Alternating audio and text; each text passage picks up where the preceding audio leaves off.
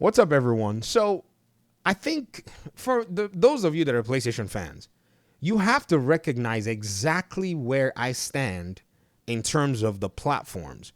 Because you're going to say some things that do not relate to me. Maybe they may relate to another person who might be an Xbox fan, but you have to understand that even the Xbox fans were mad at me when Hi-Fi Rush was announced for PlayStation, because not only did I say, yes, this is great, I made like 100 videos saying, where's Starfield? It needs to go to PlayStation.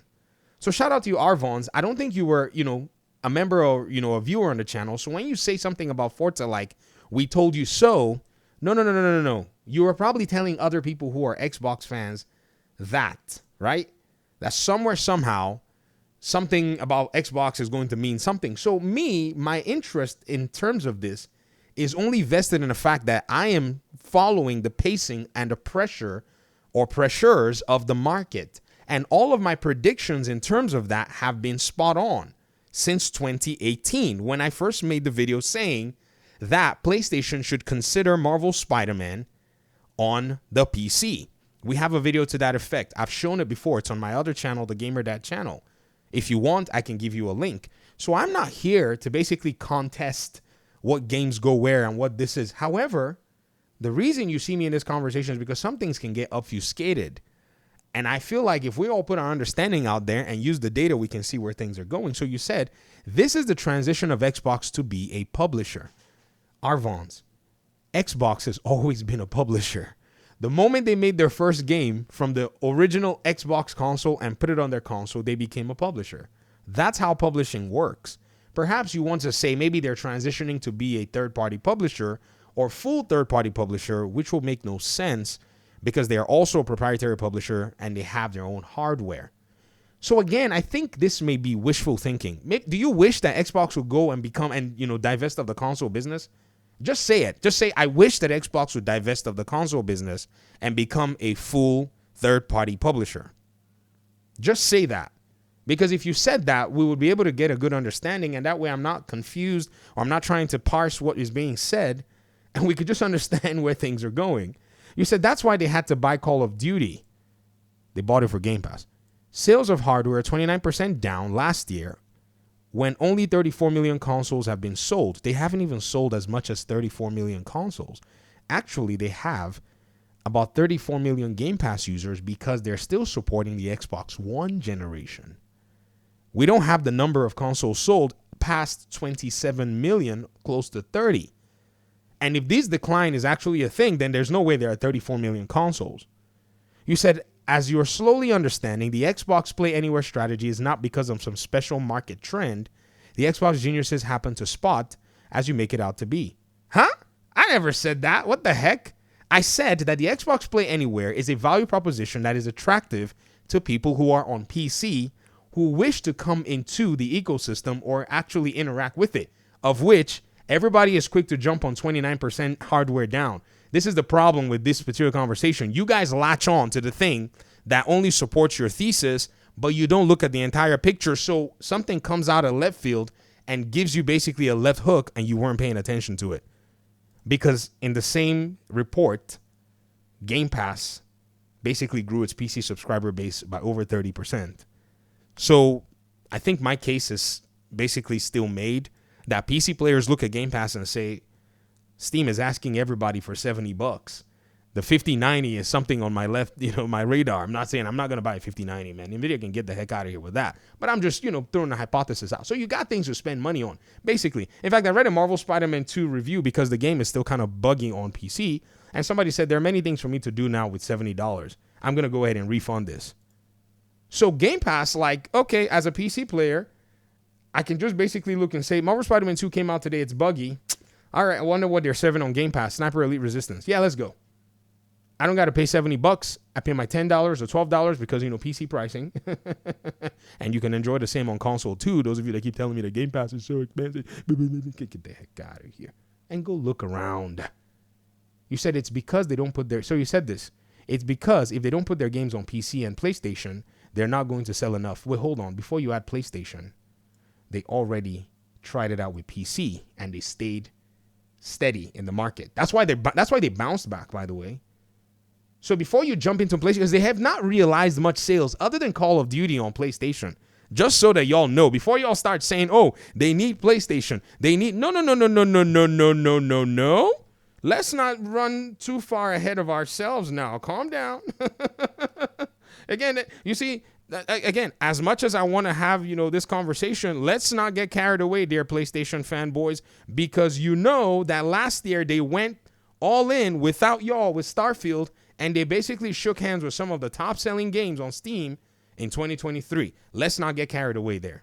Okay? Let's not get carried away.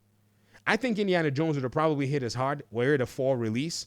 But again, it is what it is. Indiana Jones is kind of a weird name. But with Starfield, call it what you want. That game sold like hot water on Steam. With the early access alone having 200,000 plus concurrent users, that's crazy. That's like the $90 version of the game. So before PlayStation players start to come and beat their chest, you must acknowledge the reality. And that is Xbox is using your platform as a means for further growth. For profitability, that was already achieved with PC. And the receipts are here. Every single year, you can look at the Steam best games, the grossing numbers. And Arvons, you asked me and said you don't know the sales numbers. Of course you do. You can come in here and you can say, well, Hogwarts Legacy sold 25 million. Baldur's Gate probably sold maybe close. Cyberpunk 2077 sold around 5 million or plus, or maybe 8 million with the, Phantom Liberty. And you can make good, educated guesses as to what Starfield may have made.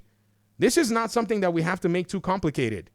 Because even this talk about the Forza game, it ain't even gone yet on PlayStation. It's still going to be going somewhere down in the spring. So let us all calm ourselves down before we start drawing conclusions that are not there. You said they're not going to sell enough. They were already selling enough on PC.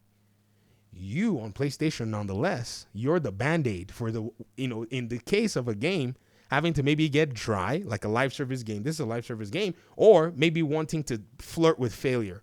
Like Indiana Jones reached 4 million people, maybe sold 1 or 2 million copies. So it's flirting with failure. So they're like, ooh, it's too close. Go to PlayStation.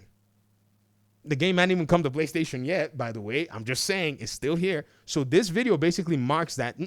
So when you say like Sega, we need to end the video there because now you're now interpolating a conclusion that is not there.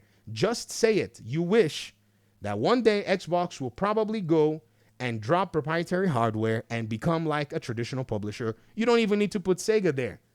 You can simply just put anybody and it will be fine. However, though, this is not the case. You saying, and this is the funniest thing that I've read today, you said, when you transition into publishing, you trade off the 30% of all other publishers' games in your platform plus 100% of your own to 70% of only your own first-party games on other platforms. Well, tell that to PlayStation. Goodness gracious.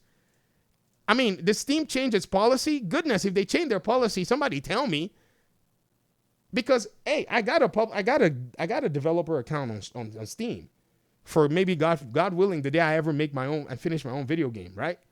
And it's 30%, bro. If they changed it from 30%, please hit me up. Epic Games is the one that's lower. Good Old Games is 30%. So you're telling me that what PlayStation is doing right now does not qualify them for the same thing you're talking about with Xbox? Hey, come on. We do this every time. Like when we dance this dance, I happen to just be able to keep up with the beat more than everybody else. It's so crazy. You say that's not a trade Xbox wanted to make. Huh? It's a trade they needed to make. So is it also a trade that PlayStation needs to make? Hence, why the entire PS5 library as we speak, the entire PS5 library is already on PC as of today. With Marvel Spider-Man 2. I don't know how else to put this stuff, but again, just state your wishes, but they cannot be fact if the evidence is not backing them up. You said they were forced to. Since the hardware sales are falling off the cliff, today is Horizon, tomorrow will be Halo on PS, Halo on PlayStation will be the final console war capitulation, regardless of whether Xbox fans want to admit it or not. No. You're gaslighting. Or sorry, maybe you may be flirting with gaslighting. Now, for an Xbox fan, they could believe that and walk away with that. But you're talking to me. I have no stake in Xbox.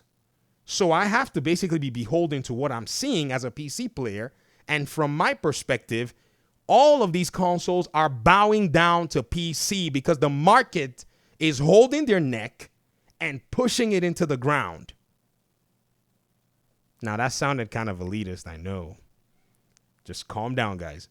I just had to be hyperbolic so that everybody could see it, because into the credit of most Xbox users, they've seen this. They agree with it. They've accepted it. But it seems like the PlayStation fans, you pretend like it's not happening in your own backyard so that you could maybe come in and do what? Make the Xbox fan feel bad and make yourself feel like you have a better platform than they do? No. The great equalizer is the market. It spoke. Yesterday, PlayStation was dancing to the market like, you should have seen the dance moves. Oh, well, we're not going to do PlayStation Plus for 4 games. And then Xbox is dancing today. Well, I guess that Forza Horizon 5, they're all dancing. To me, the music and the beat is all the same. It's market, album, the great big album of market, track 1, market. Track 2, market. Track 3, dance to the market. Track 4, bow to the market. Track 5, roll on the ground. The market says to. And they are all doing what the market is dictating. You make it sound like PlayStation is immune. Of all the consoles, even Nintendo, we keep saying, Nintendo, your days are numbered with this, your exclusivity paradigm, because the market will come and prove you. Nintendo may still scathe through if they're authentic and they're providing value, but if value is not there, you can kiss Nintendo's own exclusivity and hegemony on that platform goodbye. And that's just the reality. So you can't invoke Sega on Xbox without invoking it on PlayStation. And yes, MLB The Show is coming to Xbox too. Peace out.